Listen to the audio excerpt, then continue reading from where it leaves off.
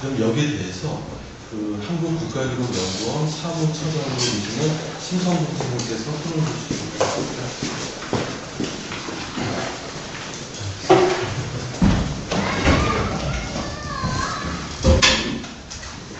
제 역할은 말을 짧게 하는 게 제 역할이 아닐까 저희 인생들은 어떠신가 모르겠습니다만 저는 그때도 사과를 사용하지 않아서 기록관리가 되게 관리에 관한 이야기를 주로 많이 하고 있는데 오늘 내 주제는 기록 내에 있는 이야기, 기록의 국가기록과 개인기록과 개인의 인생사와의 관계에 대해 실제 기록관리와 관련된 공부하고 하시는 사람들이 관리만 하지 실제 기록하거나 기록의 내용에 대해서 논의하는 게 참 있습니다. 그런 아쉬움들을 많이 해소하고 우리가 하고 있는 게 중요성 생각하고 있는 것 같습니다. 각설하고 제가 실제 이 사안의 내용에 대해서는 별로 드릴 말씀이 어려웠나 싶습니다. 솔직하게 그런 느낌입니다. 좀 여쭙고 싶은 것은 좀 소식을 듣고 싶은 건데요. 두분 선생님이 다 과거사위원회에 계셨고 그랬을 때 흔히 이제 기록관리를 운영하는 사람들은 과거사 재단이 구성되고 관련된 기록들이 잘 관리되기를 많이 희망했었습니다. 그런데 그것이 다소 교과서적이고 원론적으로 알고 있지 실제 과거사위원회의 기록들이 어떤 내용들을 보시기에 그다음에 예를 들어서 국가기록원에서 그런 부분들에 대해서 어떻게 다루고 있었는지 그래서 과거사위원회에 계신 선생님들은 어떤 아쉬움을 갖고 계신지 그런 이야기 잠깐 듣고 싶고요. 그 다음에 두 번째로는 제가 선생님하고 초면이라서 이 금정골 인권평화연구소 것들을 좀 검색해보고 그랬더니 아까 말씀하신 대로 피해자 유족분들께서 배상 보상 받으신 대로 이제 스스로 이제 재단을 구성하신 케이스더라고요. 그리고 아까 소개 말씀 주신 데 자료를 관리하고 계시는 것 같아요. 그러면 아까 과거사위원회의 기록 이런 것들을 국가가 책임지지 못한 상태에서 그죠? 실제로 피해자이신 분들이 관련된 재단의 구성을 통해서 실제 관리하시고 그러시는 계획 이런 것들이 좀 어떠신지 그래서 궁금한 말씀을 좀 듣는 계기로 삼고자 부족하지만 제가 말씀드리겠습니다. 지금 말씀을 드리게 될 것 같은데 뭐 재단에서 특별히 이게 큰 재단이 아니어서요. 개인적으로 일단 10억 규모의 재단이기 때문에 특별하게 뭘 할 수 있는 좀 어렵습니다. 원래 저희 위원회에서 준비됐던 과거사 재단은 4천억 규모입니다. 그 정도는 돼야지 이제 제도를 할 수 있다고 판단했는데 그게 전혀 진행이 안 피해 받으신 기록만입니다. 그러니까 꼭 관련된 기록만입니다. 예. 관련된 기록이야 지금 갖고 있는 것들은 따로 있는 거지만 국가기록원 안에 다 있는 것들이 결국 사본을 갖고 있는 거고요. 위원회 이후에 따로 이제 인터뷰를 한다든가 이런 기록들을 가지고 있는 거죠. 뭐 바라는 바가 있다면 국가기록원과 좀 협력해서 저는 개인적으로 국가기록원은 보고라고 생각합니다. 굉장히 중요한 점을 많이 갖고 있고 그걸 못 찾아내서 문제인 거죠. 분석이 제대로 못해서 문제인 것이 충분히 많이 있고 그것들을 이렇게 좀 협력을 받을 수 있는 민간이 이렇게 이용할 수 있는 체제랄까요? 이런 것들을 좀 관계가 맺어졌으면 하고 그리고 저희도 가능하면 이렇게 민간에서 생산된 것들 이관할 수 있으면 그것도 같이 진행됐으면 좋겠다 싶은 생각이 듭니다. 저희가 작업한 것도 드리면 보관하고 그러니까 양은 얼마 안 되지만 그런 관계들, 협력 관계들을 좀 들어갈 수 있으면 좋겠다는 생각이 듭니다. 지금 이게 그렇게 큰 규모가 아니어서 말씀드리면 좀 부끄럽습니다만 그렇게 말씀드릴 수 있습니다.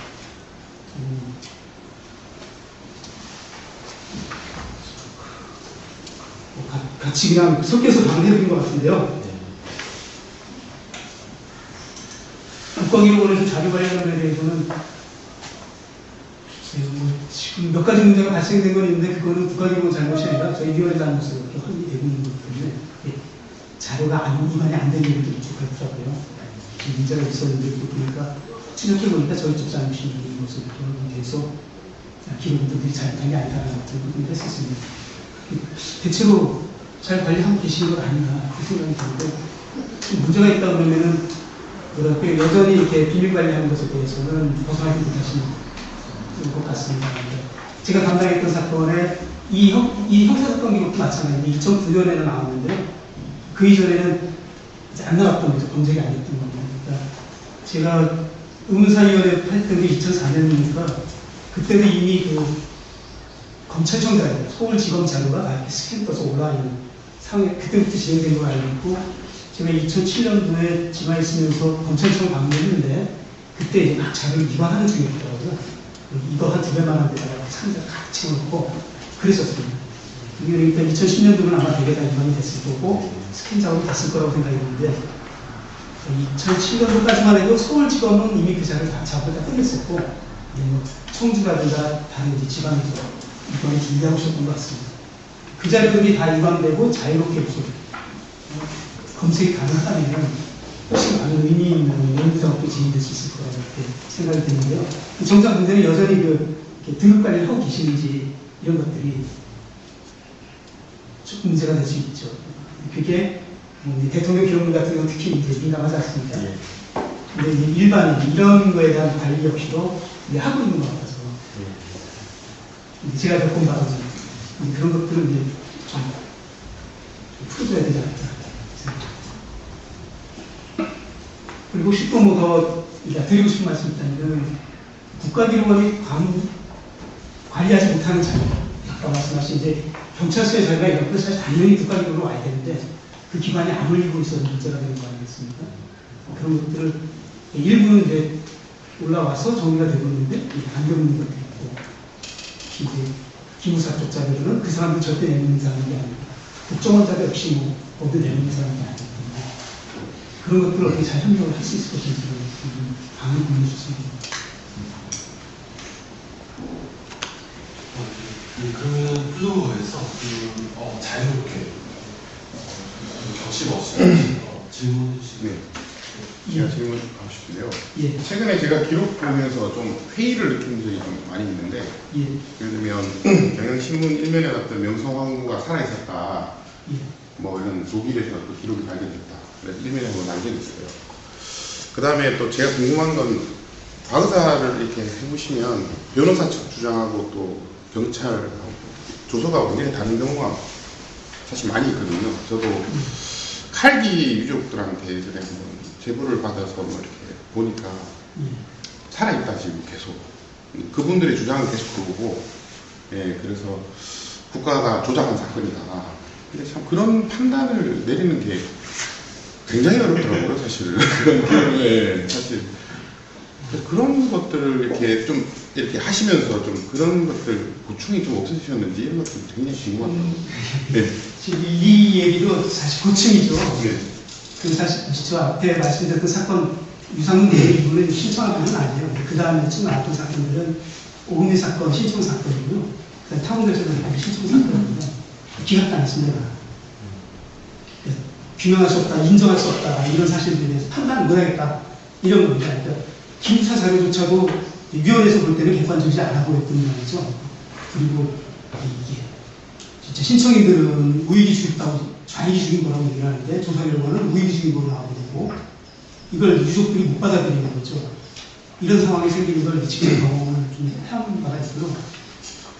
그런 것들이 다 아까 말씀드린 칼기 사건도 그렇고 예민한 사건들에 대해서 그런 것들이 문제가 되는 것 같습니다.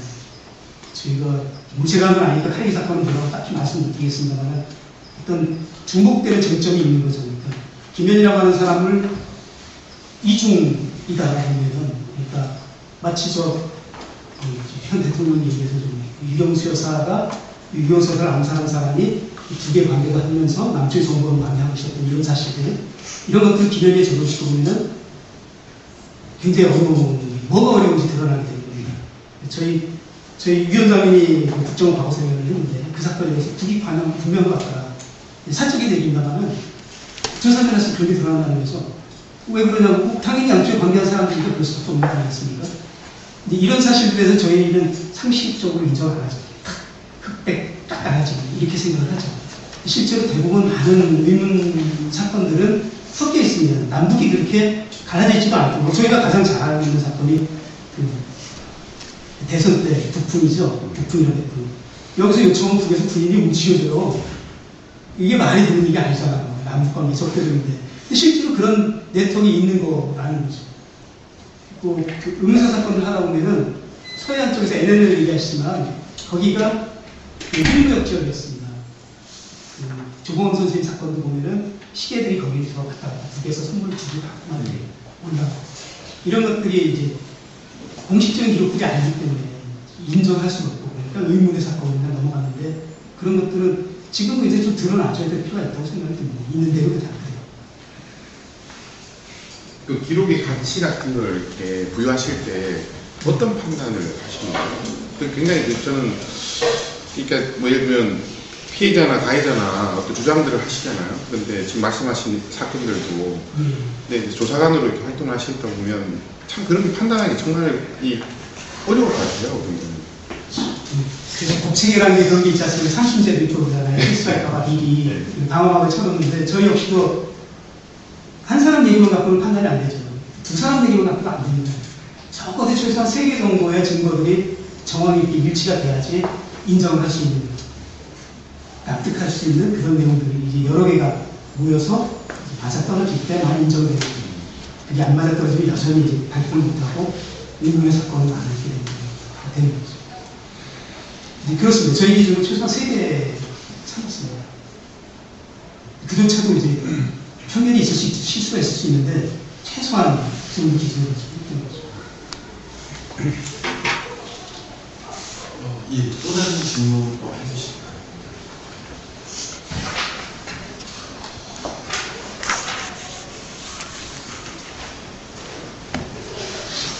다양한 학교에서 오시는 분들은 학교 대표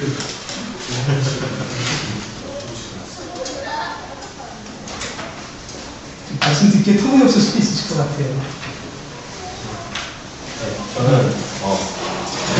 대대에서 독학을 전공하고 최재라고, 저는 그냥 단순한 좀 간략한 부분인데, 보통 이제 그런 의문사를 이제 조사를 하실 때 어떤 사안이 있는데 어떤 하나의 결락된 부분이 나올 거라고 생각이 듭니다. 어떤 거에 대해서 공식적인 기록은 어떤 단편적인 부분만을 보여주고 결락된 부분이 있는데, 이거에 대한 부분이 구술만으로는 찾기가, 구술도 어느 한 단편만을 보여주기 때문에 어떤 또 뭔가 이렇게 A라는 뭔가 유추가 되는 거 있는데 찾아내기 어려운 상황에서 그런 결락된 부분이 있을 때 그런 부분을 어떻게 좀 메꿔야 되는지, 어떻게 찾아가시는지, 좀 그런 방법이나 좀 그런 옛날에 하셨던 경험에 대해서 좀 듣고 싶습니다. 말씀드리기 굉장히 어려운 얘기인데, 결국은 이렇게 누군가 하나가 집요하게 물러늘어지는 거 내는 방법이 없는 것 같습니다. 잊지 말고 계속 점검하는 겁니다. 그게 안 하면 묻어나지 될 수 없지 않습니까? 내려가다 안 되는 것들은. 그러면서도 잊지 않고 기다리고 있는 거죠. 다른 일이 나타날 때까지. 그런, 사실 그게 있고 결국 한 개인이 움직일 수 있는, 아니면 조직이 움직일 수 있는 재력과 관련 있는 재정적인 지원, 그리고 살아나갈 수 있는 한 개인이 생존할 수 있는 바탕 같은 것들이 존재해야 돼요. 그런 게 없으면은 결국은 뭐 접근을 하지 못하게 되는 거죠. 뭐 저는 개인적으로 그랬던 것 같습니다. 뭐 살아야 되니까 다른 짓들을 하게 되고, 그런데 잊어먹게 되고, 이러면서도 이제 결국 놓치지 않고 계속 보고 지켜보고 있어야 되는 그런 거 외에는 실질적인 방법은 좀 없는 것 같습니다. 정치인들 많이 아시는 입법 필요하고 기관 만들고 이러면 되겠죠. 저도 하나 여쭙겠습니다. 말씀 들어보니까 제가 나이가 50년인데 제가 배웠던 6.25 전쟁하고는 되게 다른 것 같아요. 저 인천상륙 작전을 보셨고 처음부터 아예 후퇴 전략을 했던 거 아니냐, 그런 식의 유추가 가능한 기록들이 근거들이 이제 찾아지고 하시는 것 같은데요. 사실 지금 국민들은 일반적으로 교육 과정 속에서 지금도 초등학교부터 해서 모든 사람들이 다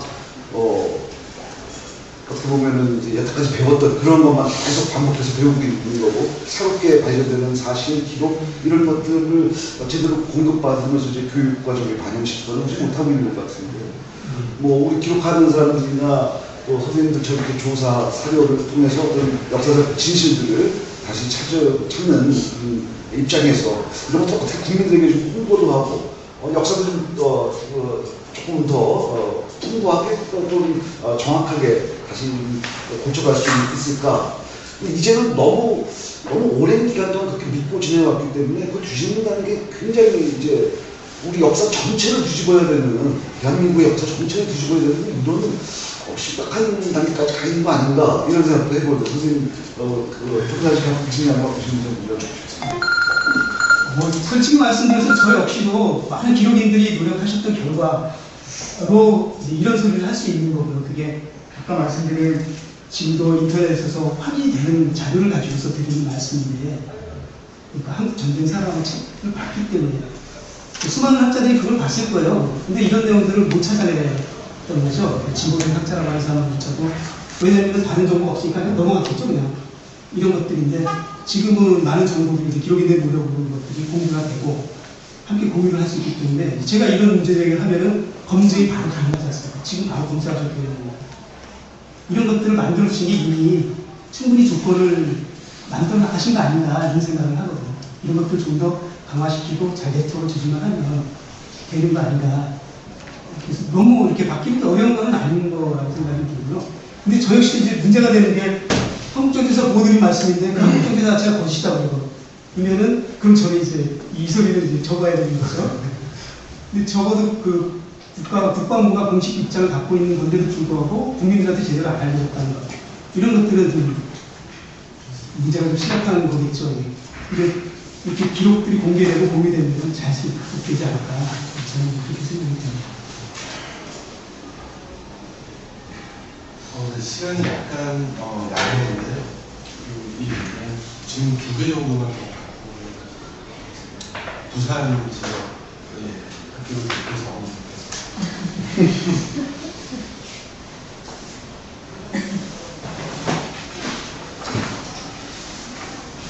필요 없습니다.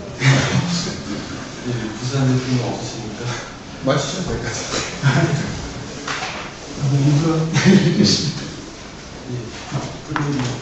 지금 저요? 눈을 괜히 맞으면. 물을 많이 주면. 한성대 정경인데요. 발표자 분들한테 내용에 대한 질문보다 이제 저도 아까 신성보 선생님께서 말씀하신 것처럼 그러니까 문헌 정보를 하면서 이제 기록 관리를 하는 그런 입장에서 이 발표를 들으면서 기록학회와 기록관리 학회의 차이를 아주 명확하게 느낀 그런 발표였습니다. 그래도 이제 이게 계속 기록학이라고 할 때 그 기록학에서 다루는 것이 그러니까 오늘은 기록을 통한 역사 연구 이렇게 저는 보여졌습니다. 그 기록을 통한 역사의 연구인지 아니면 역사 연구에서 기록의 가치인지, 물론 그걸 구분하는 게 그렇게 큰 의미가 있다고 보여지지는 않습니다. 상정할 수 있겠죠. 근데 기록학이라고 했을 때 더 중점을 두는 것이 기록 관리학은 명확한 것 같습니다. 그러니까 역사 연구자나 특별한 어떤 재산을 이용을 염두에 두고 기록을 제대로 관리하고 이용할 수 있게 하는 것이 이제 제가 정의하는 수준에서의 기록 관리학인데, 기록학이라고 했을 때 기록학은 기록 관리가 굉장히 다른 어떤 건데, 오늘 목격한 거는 기록을 통한 역사 연구에 이제 하는 사례들이었던 거거든요. 그거가 더 이제 큰 건지 아니면 역사 연구에서의 기록의 가치, 기록의 자리, 이게 의문인 것 같습니다. 어떤 사회자 선생님이 더 잘 대답해 주실 수도 있을 것 같고, 어떤 입장을 가지고 계신지 제가 잘 몰라서. 보면 사회자는 원래 말을 하는 게 하시죠. 여기에 대해서는 이용호 교수님이 어이, 무슨 말씀이세요? 답을 안 해주셔도 되겠습니다. 제가 좀 더 관찰하고 또 들여다보고 해야 될 그런 부분이겠다는 생각이 들었습니다. 제가 네. 좀 말씀을 생각이 드는 게 있어서요. 그러니까 전 기록학 대회라고 이름을 알고 왔는데 기록인 대회. 기록인 대회. 예. 좀 다 그렇겠는데 역사학 쪽에서는 좀 기록이라고 하지 않고 사료라고 접근을 하죠. 근데 그 접근 방식이 주는 차이가 명확히 있는 것 같습니다. 사료는 하나의 스토리를 구성하는 재료로서 저희는 이해를 하거든요. 근데 여기서는 기록학에서는 기록이 핵심이죠. 기록이 어떤 형식과 내용을 담고 있느냐가 핵심이고 스토리는 그 다음이라고 느껴져요. 제가 받은 인상은 그렇습니다. 제가 이런 글을 준비하면서도 기존에 제가 역사 연구를 할 때는 이 기록의 양식에 대해서 크게 고민하지 않았습니다. 이게 어떤 형태의 인쇄용지에 들어있고 어떤 활자로 기록되어 있고 이 양식이 어떻게 변화하는지에 관심이 솔직히 없었거든요. 근데 이 글을 부탁을 받고 준비하다가 그게 보이기 시작하더라고요. 이 형식이 어떻게 변화하고 내용이 어떻게 기록의 내용이 어떻게 변화하는지가 이제 보이는 것이죠. 그러니까 사실 기록과 역사, 기록학과 역사, 기록학과 기록관리학의 접점들은 원래는 이런 기록을 가지고 기록에 담겨 있다고 생각을 하고요. 어느 쪽에 방점을 두고 접근하냐에 따라서 이게 역사학도 될 수 있고 기록학도 될 수 있고 기록관리학도 될 수 있는데 구분하기보다는 저는 좀 많이 좀 공유해야 될 부분들이 더 많다 생각을 합니다. 그래서 기록학자들이 같은 역사적 자료를 보더라도 역사학자들은 내용만을 중심을 하기 때문에 사실 간과하고 버리는 것들이 많아요. 실제로 안 보게 되는 거예요. 해석하지 않는 거죠. 근데 그걸 기록학의 입장에서 보면 다른 부분을 해석할 수 있습니다. 그것이 공유가 되었을 때 그 자료나 기록이라는 것이 온전한 모습, 원래의 모습이 나타날 수 있다. 그렇게 생각합니다. 조금 이해할 것 같아요. 네, 그러면은 약속된 시간에 대한 대결인데요. 예, 그러면은 두 번째 발표를 해주신 신기철 연구 소장님과 토론해주신 심성보 사장님께 박수를 드리겠습니다.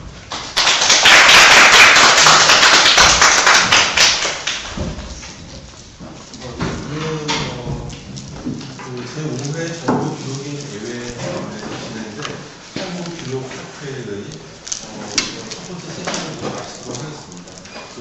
발표 토론해주신 또 방송해주신 모든 분들께 감사를 드리면서 모든 세션을 마치도록 하겠습니다. 감사합니다.